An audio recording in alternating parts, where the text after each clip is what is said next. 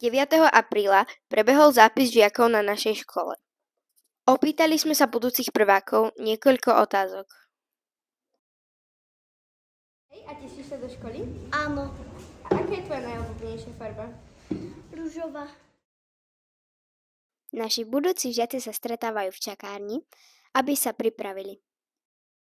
Aká je tvoja obľúbená farba? Fialová. A tešíš sa do školy? Skoro.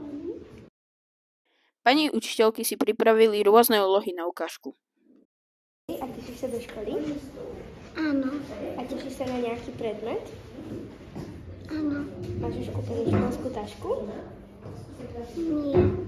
Áno, a vieš, ako by si chcela? Fialovú.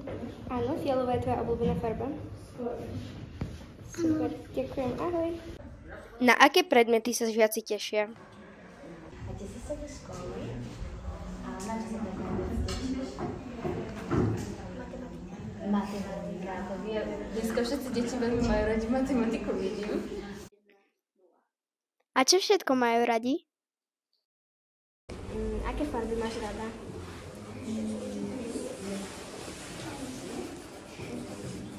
Telepy. A zvieratko? Psíka. V budúcom roku sa ku nám na škole pridá 37 nových spolužiakov. Tešíme sa na vás!